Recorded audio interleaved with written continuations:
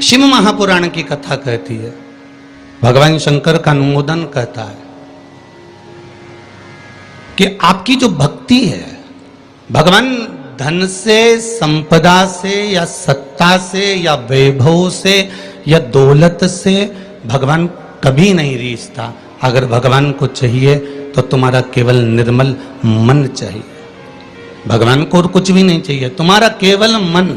उसके सिवाय भगवान तुम्हारे वैभव से, तुम्हारे पास में कितनी गाड़ी है, कितना बंगला है, कितना धन है, कितना वैभव है, कितनी सत्ता है, कितनी दौलत है, भगवान को उससे कोई मतलब नहीं। भगवान को अगर मतलब है तो केवल तुम्हारे मन से मतलब है। शबरी अम्बा के दरवाजे पर भगवान गए, क्या दिया शबरी अम्बा ने? भगवान को क्या प्रदान करा शबरी अम्बा ने? केवल एक झूठे बेर, और झूठे बेर के सिवा भगवान कुछ ले भी नहीं रहा है।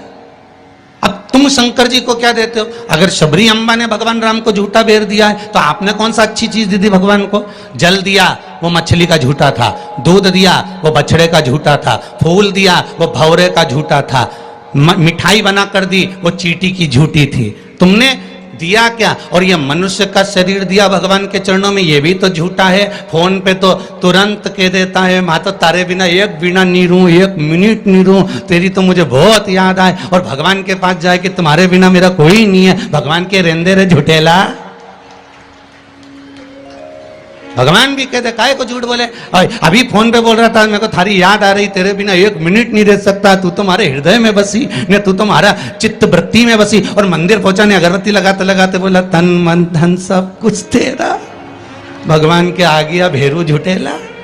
भगवान भी सोचा काय आया।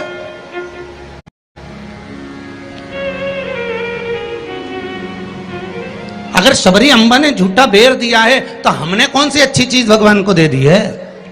हमने क्या भगवान को अच्छा दे दिया है?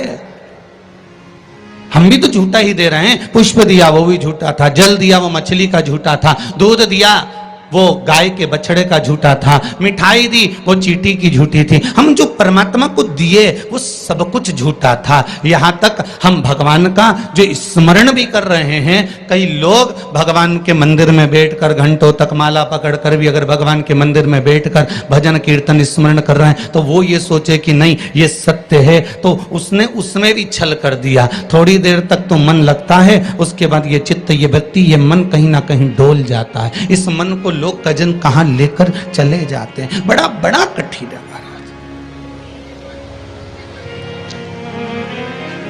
ये बड़ा कठिन। ये मन बड़ा चंचल है, कैसे तेरा भजन करूं, जितना इसे समझाऊं उतना ही मचलता है। भोलेनाथ हे शंभो, हे त्रिकालदर्शी, हे कैलाशी, हे अविनाशी, हे शिव, हे करुणा सागर। ये चित्त, ये मन, ये वृत्ति बड़ी चंचल है।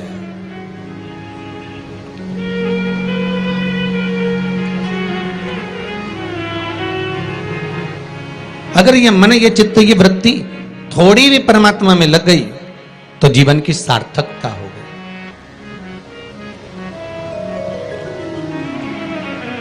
ब्रह्मा और भगवान विष्णु दोनों मिलकर मंथन कर रहे हैं। और एक बात बहुत ध्यान से सुनना, शिव महापुराण के इस चरित्र को याद रखना कि ब्रह्मा और भगवान विष्णु ने मंथन किया, और मंथन किया तो शंकर भगवान के शिवलिंग को प्रकट किया। आपसे भी निवेदन है, जब दोनों पति पत्नी, भाई भाई, घर के बुजुर्ग, माता पिता, घर के बच्चे जब एक साथ कहीं बैठे हुए हों तो शिव महापुराण की कथा कहती है आप भी शिव महापुराण का थोड़ा सा मंथन करो। उस मंथन से जो प्रकट होगा वह तुम्हारे घर का आनंद करा देगा। शिव पुराण का मंथन।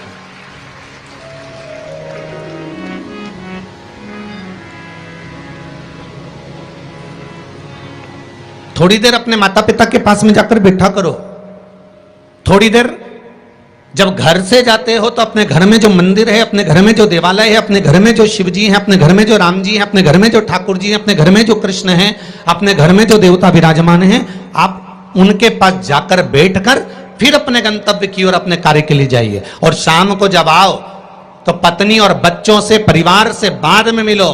सबसे पहले अगर दुकान की चाबी भी लेकर आए हो, थोड़ा सा धन भी लेकर आए हो, थोड़ा सा सामान भी लेकर आए हो, थोड़ा सा व्यापार का कुछ चीज भी आप लेकर आए हो, तो सबसे पहले जाकर भगवान के मंदिर में जो आपके घर में है उसके पास में बैठकर उसको बताया करो, आज मैंने व्यापार करा उसमें यह लाभ हुआ, आज मैंने व्यापार करा उसमें यह हानि हुई, और आपकी कृपा से आज मैंने दुकान, व्यापार, व्यवसाय आज का पूरा करा। हे देवाधिदेव महादेव, हे मेरे ठाकुर, हे मेरे कृष्ण, हे मेरे राम, आज भगवान की कृपा, आपकी कृपा बहुत बनी रही और मेरा सब कार्य सफल हुआ। बाबा को प्रणाम करो, नमन करो और फिर अपने माता पिता, परिवार, कुटुंब, कबीला जिससे मिलना है मिलो, फिर मिलो।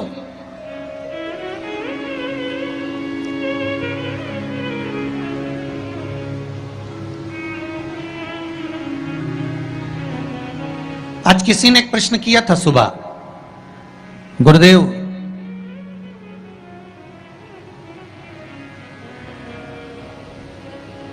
अगर भगवान के मंदिर जाना है हमको और शरीर में अगर कष्ट है, शरीर में अगर रोग है, शरीर में अगर बीमारी है, शरीर में अगर दुख है, शरीर में अगर कष्ट है, तो क्या नहाना जरूरी है?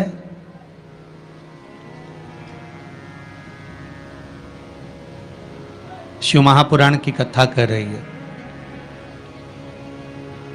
मत नहाओ, स्नान कर लो।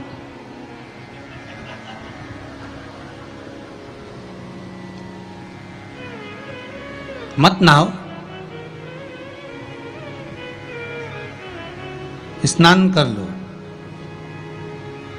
नहाने में और स्नान में जमीन और आसमान का अंतर है। बाथरूम में गए, साबुन लगाया, शैम्पू लगाया और ये सब लगाने के बाद में तुमने जो तुम्हारे ऊपर पानी उंडेला, इसको नहाना कहते हैं। ठीक है?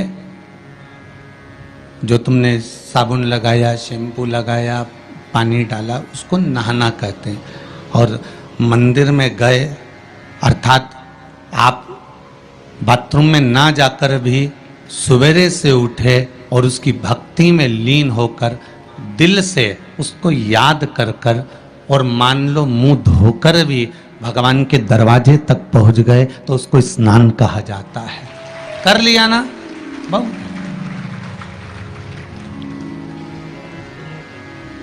नहीं है ना शरीर में बल?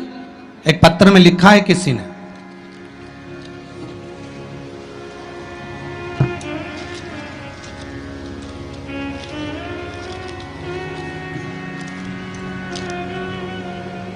मैं बदनावर धार के पास बालोदा में रहती हूँ। मेरा नाम शांतिबाई कुमावत है। कहीं बैठी हो तो खड़ी हो जाएं। आप ही हैं? दोनों हाथ हिला दो एक बार। मेरा नाम शांतिबाई कुमावत है। गुरुदेव, आज मैं अपने पैरों पर खड़ी हूं और घूम रही हूं, ये शिव की ही कृपा है, शंकर की कृपा है। मैं कैंसर से पीड़ित हूं।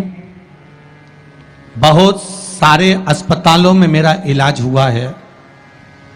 ऐसा कोई हॉस्पिटल गुजरात का, राजस्थान का और महाराष्ट्र का नहीं जहां पर मेरा इलाज नहीं हुआ। रह रह कर कैंसर उपज रहा था, परेशान हो गई थी गुरुदेव। तब बाबा की कृपा से डॉक्टर ने कह दिया अब तुम्हारे शरीर में और ऑपरेशन का दम नहीं बचा, इसलिए अब तुम भगवान के ही सहारे जियो। और डॉक्टर ने अगले ऑपरेशन करने से मना कर दिया। मैं घर आ गई, शिव महापुराण की कथा सुनी और गुरुदेव अब मैंने भी विचार कर लिया कि ये शरीर मैंने शंकर को दे दिया।